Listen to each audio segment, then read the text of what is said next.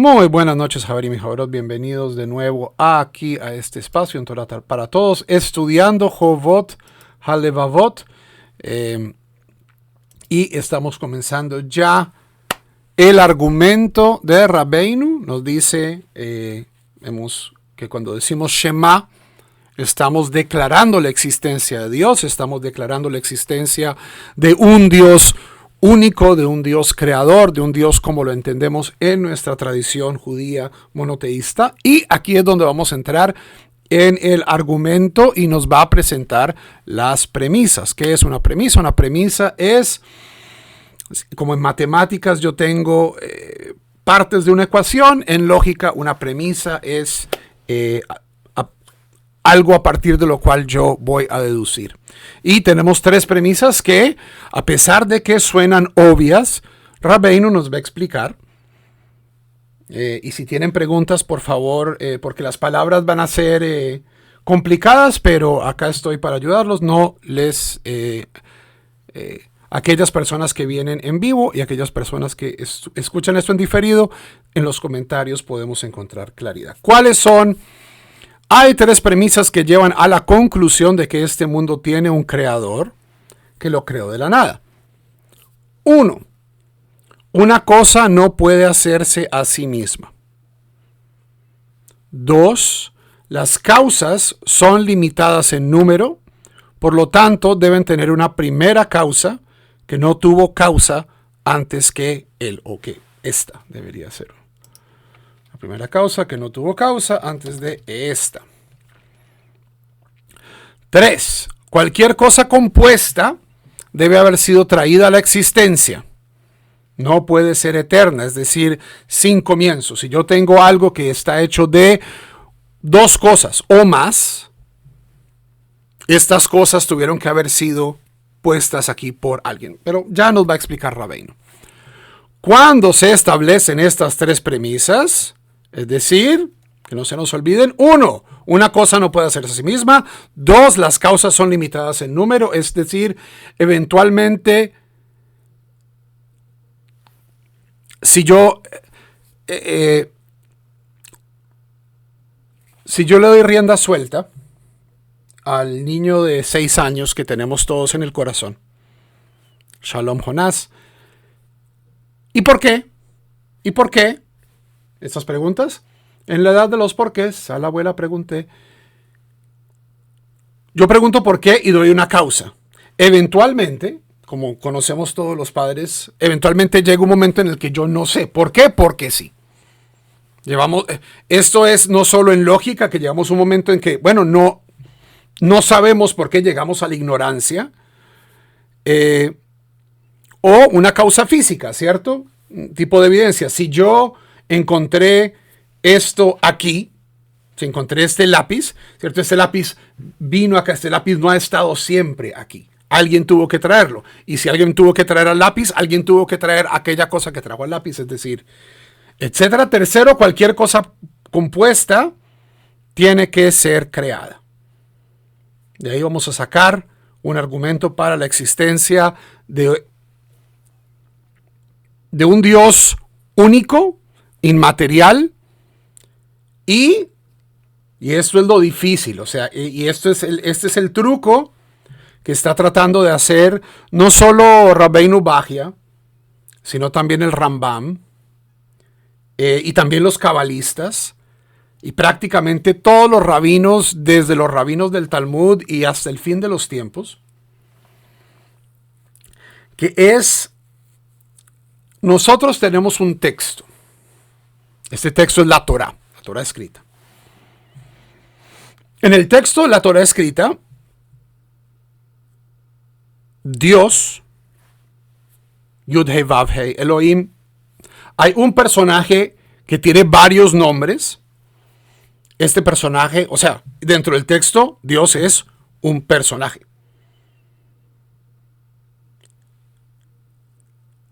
Que interactúa con otros personajes dentro del texto. La Torá no es un texto de filosofía. La Torá no es un texto de teología. La Torá es una narrativa. De muchas formas. Hay poesía, hay ley, hay O sea, leer el Cantar de los Cantares no es lo mismo que leer Proverbios, no es lo mismo que leer Salmos, no es lo mismo leer la Canción del Mar, que vamos a leer en 3 semanas, que luego leer una semana después los 10 mandamientos. Incluso dentro del libro de Shemot, dentro del libro del Éxodo, tenemos diferentes tipos de texto que conviven. Y lo que nosotros estamos tratando de decir es que este Dios filosófico, causa última y primera, corresponde a Yud-Heh Vav-Heh, el Dios de la Torah. Y ese es el salto que muchos tradicionalistas, dentro del judaísmo, dentro del islam, dentro del cristianismo, no, ese es el Dios de los filósofos. El Dios de los filósofos es diferente al Dios de Israel. ¿Ok? Pero cuando estas personas comienzan a describir el Dios de Israel, aquellas personas que dicen, no, la filosofía no es una descripción acertada del Dios de Israel, que fue lo que pasó en el siglo XIII en la Kabbalah, cuando la Kabbalah rechaza la visión que había presentado Maimónides de una versión racionalista del mundo, lo que presentan es una versión mítica del mundo. Y dicen, este es el verdadero Dios de Israel.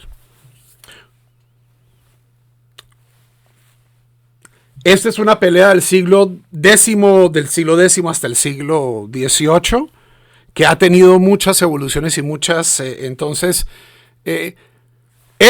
algo que dice Rabbeinu, pero este es un argumento filosófico tan sencillo, y yo sé que muchos de ustedes tienen ediciones de Jovot HaLevavot, donde al comienzo del primer capítulo se les dice, bueno, el primer capítulo no es tan importante, la verdad muchos jajamim han dicho que no debe ser leído.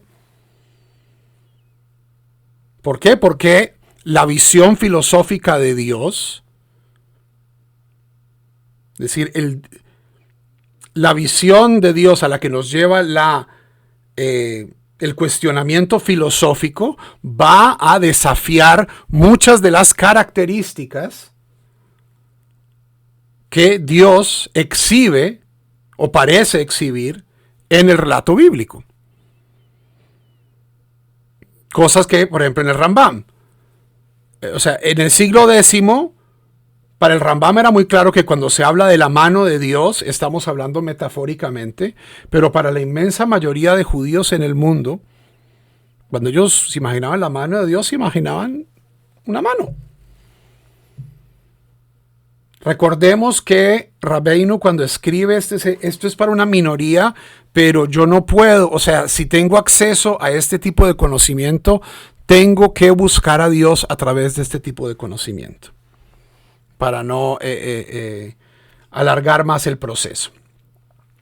La prueba de estas 3 premisas es la siguiente prueba, me parece, la palabra en árabe era tzaha, la aclaración.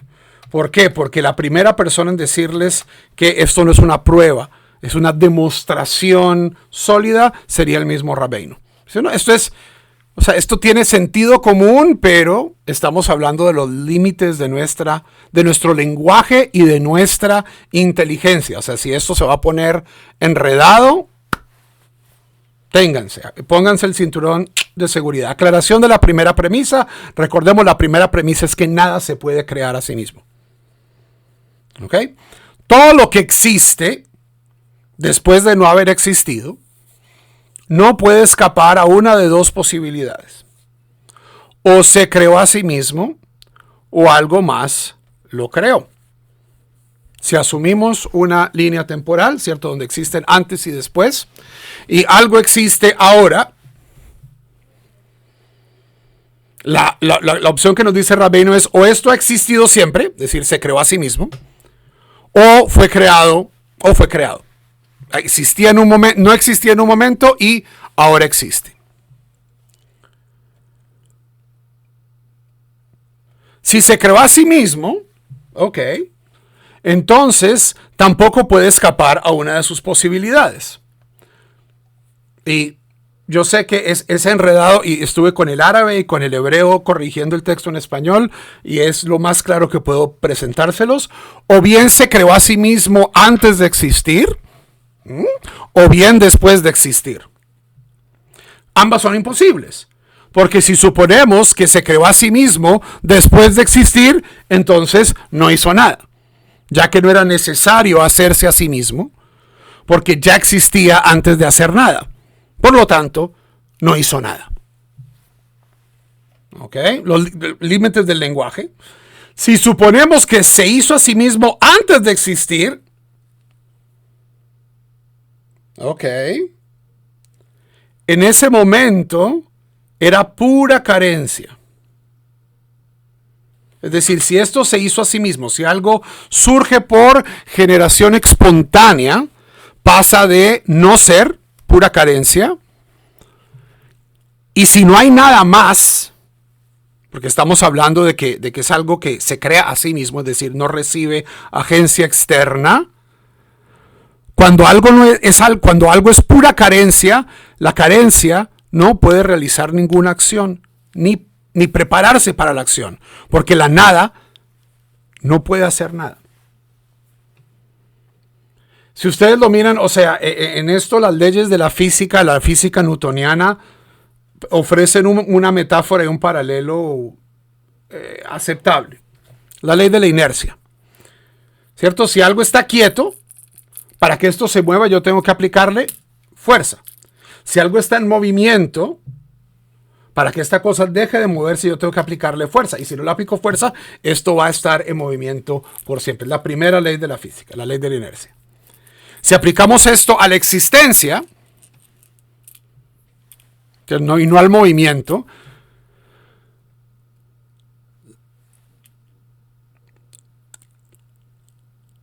la nada, si nada actúa sobre ella, no puede producir nada. La nada no tiene semillas de la creación. ¿Ok?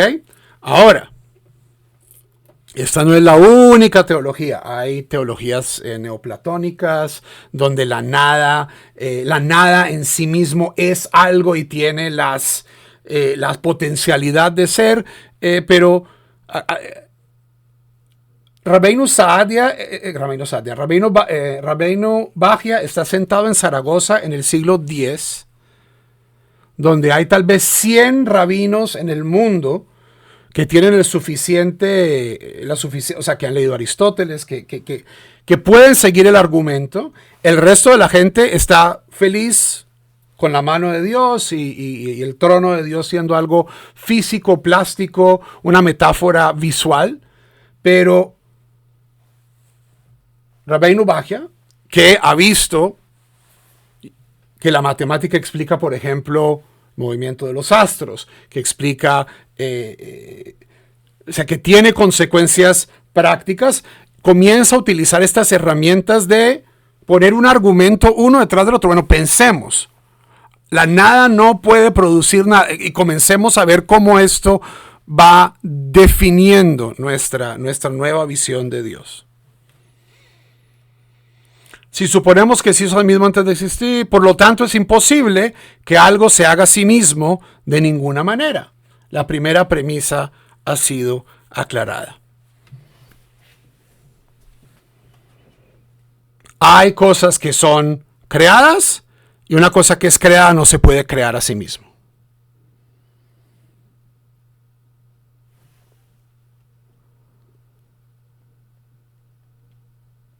No entiendo la pregunta, Tera.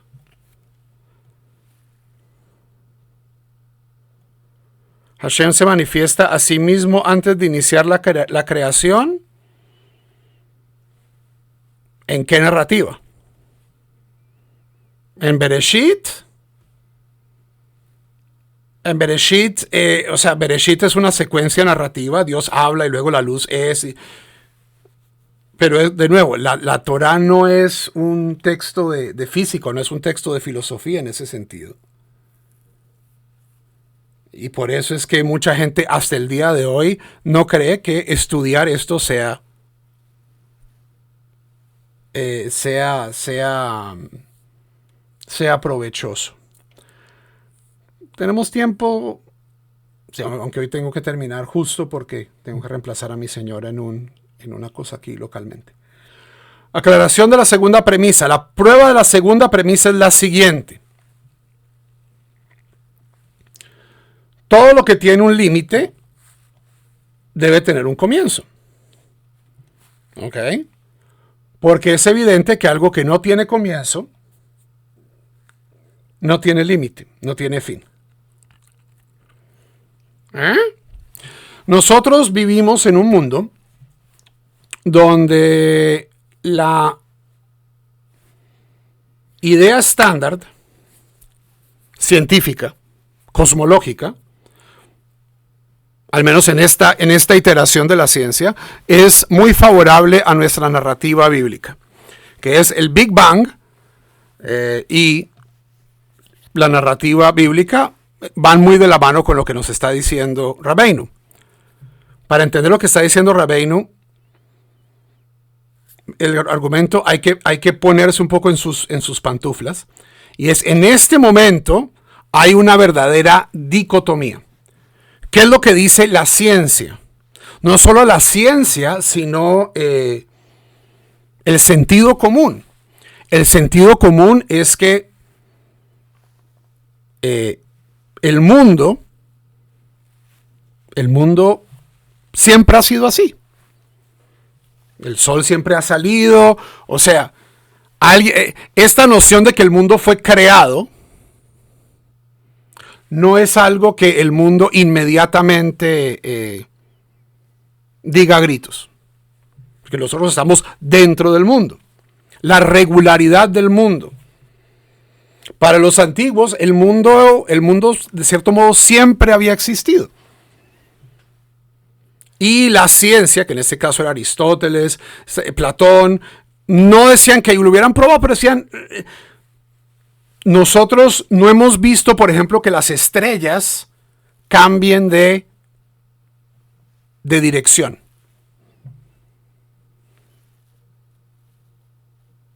Ahora nosotros sabemos que las estrellas, de cierto modo, viven. Comienzan, tienen una vida, acaban, explotan, ¿cierto? En el mundo antiguo, yo miro las estrellas, son las mismas estrellas. Toda mi vida son las mismas estrellas. O sea, esta es más brillante que la otra. ¿Qué tan brillante? No teníamos lenguaje, no teníamos modo de medir el diferente brillo de las estrellas. Los planetas, por eso es que los planetas, la astronomía ha sido este motor del desarrollo intelectual humano, es porque los planetas son las únicas estrellas que se mueven erráticamente. Eso es lo que planeomai en griego significa errar, borrachear. Dalalat al-Ha'irin, que es el título de la Guía de los Perplejos de Maimónides, en árabe, Ha'irin, los perplejos, es una metáfora común en la literatura científica en árabe de ese momento para los planetas. El movimiento errático de los planetas es una de esas de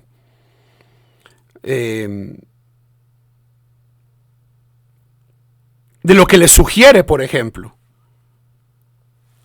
a personas como Rabbeinu, a personas como el Rambam, a decir: el mundo tiene que, dado que vemos irregularidad en el mundo tiene que tener un creador.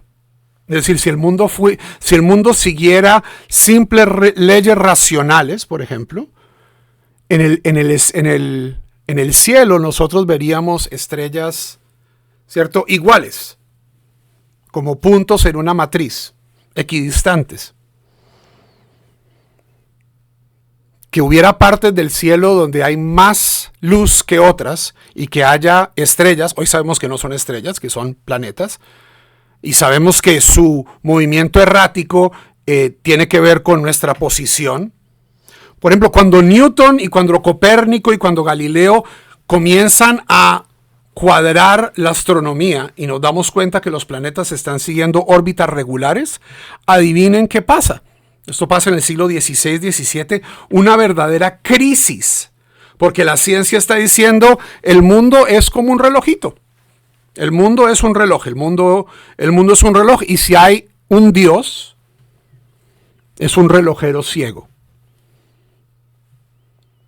Y ese definitivamente no es el Dios de la Torá.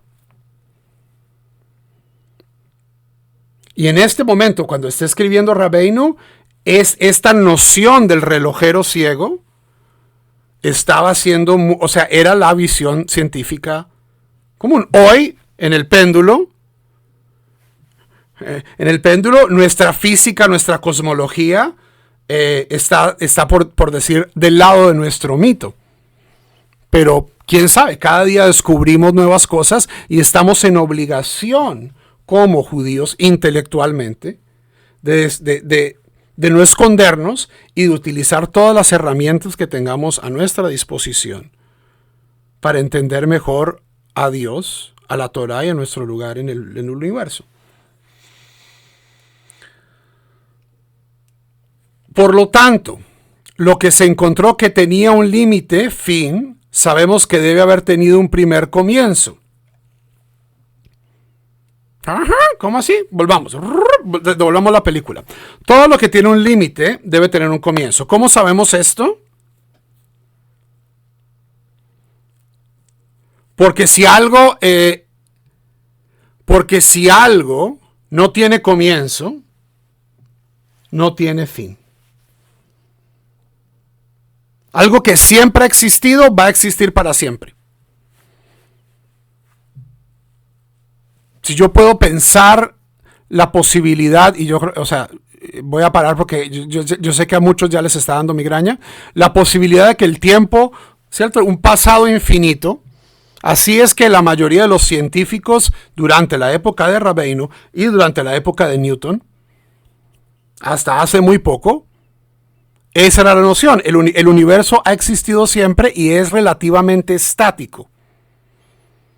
Lo que nos estamos dando cuenta ahora es que el universo es mucho más dinámico de lo que nos imaginábamos, que hay vida, muerte, y que parece tener un comienzo. Es imposible para el hombre sondear los límites de lo que no tiene comienzo. Por lo tanto, lo que se encontró que tenía un fin, algo que se acaba, debe haber comenzado. Y un comienzo sin comienzo antes de él. Y cuando consideramos el carácter finito de todo, comienzo aquí no, comienzo es, reemplacémoslo por causa. La palabra es ilá en árabe.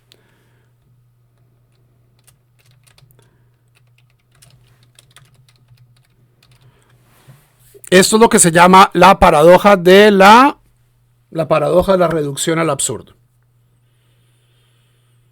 ¿Ok? Si yo estoy parado y veo una bola de billar que pasa y golpea otra bola de billar y la bola de billar sale, y me pregunto, ¿de dónde venía la primera bola? En el mundo natural siempre voy a encontrar una causa finita. Esta bola,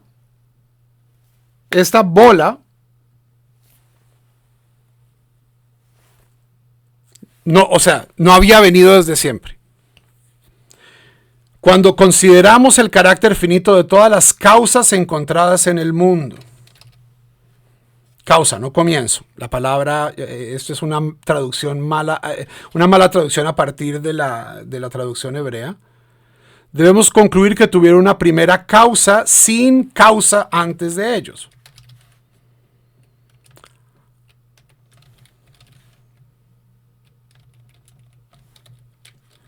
¿Cómo llegó la ciencia a la noción del Big Bang? ¿Cómo llegó la ciencia? Cuando nos descubrimos que las galaxias estaban moviéndose en direcciones opuestas, es decir, se estaban moviendo no hacia una hacia las otras, sino la mayoría estaban extendiéndose hacia afuera. Entonces, ¿cuál es el experimento? Si todo está saliendo de un solo punto, tuvo que haber un punto en la historia donde todo estuviera en un punto, en un solo punto.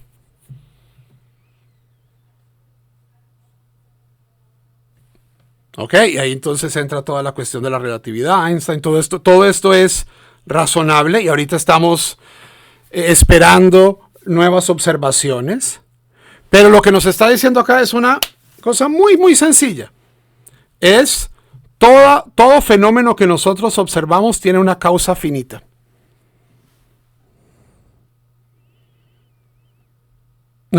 Cada uno de nosotros lleva una cantidad finita de tiempo en este mundo. Nosotros tenemos una cantidad finita y determinada de ancestros, por ejemplo.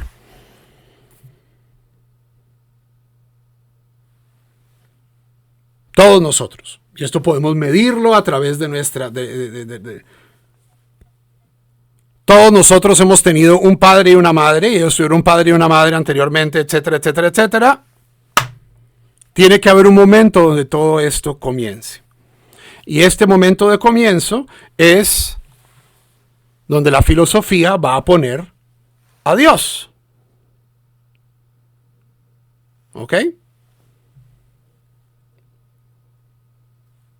O al menos donde Rabbeinu y otros filósofos judíos y musulmanes y cristianos van a poner diciendo, esta es una de las, o sea, el movimiento que nosotros observamos en el universo, dado que todo movimiento que nosotros observamos en el movimiento tiene una causa finita. Toda cosa que yo he visto moverse es porque algo la ha movido. La única excepción en el mundo antiguo era la gravedad, que no entendían, o sea, la gravedad, entonces decían, no, es que las piedras tienen alma y se mueven hacia el alma de la piedra, pero entendemos que la gravedad es perfectamente natural, ¿cierto? Y existe la energía potencial, la energía cinética, pero que todo movimiento tiene una causa y que esto no puede continuar infinitamente hacia atrás. Ese es el argumento de Rabbeinu. En un momento donde la ciencia nos está diciendo, o sea, donde no solo la ciencia, sino la observación nos decía, el mundo es estable. Primavera, verano, otoño, invierno, el sol sale, el sol se pone, las mismas estrellas todo el día. La naturaleza humana tampoco parece cambiar mucho.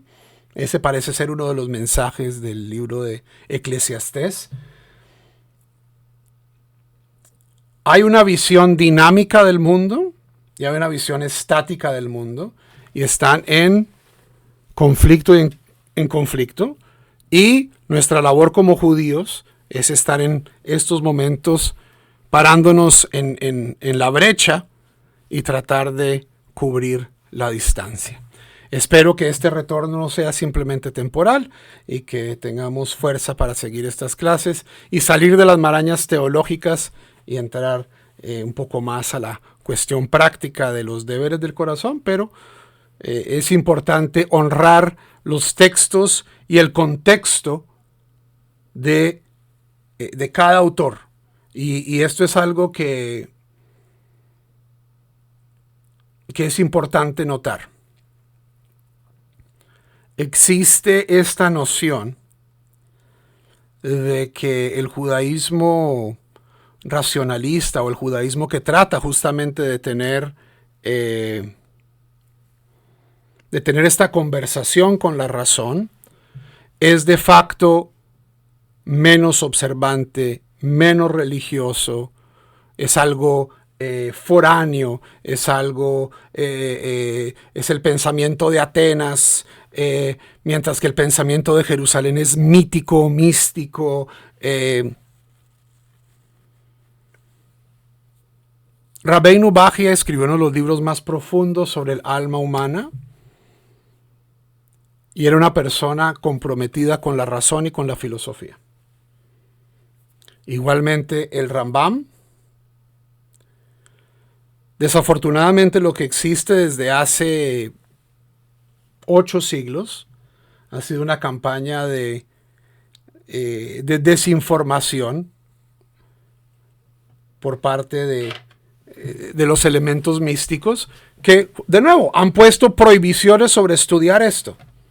O sea, a mí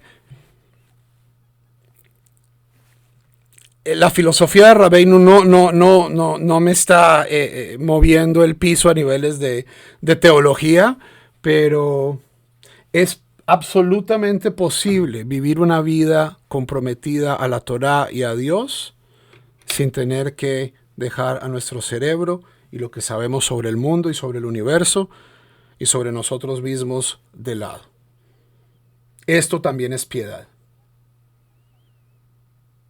La piedad no es el monopolio exclusivo de lo irracional. Parte entonces de la razón por qué yo fui profesor de filosofía y todavía le tengo mucho gusto a la materia, que debemos sufrir este material si no les gusta. Si les gusta, acá hay tiempo y materia infinita para debatir.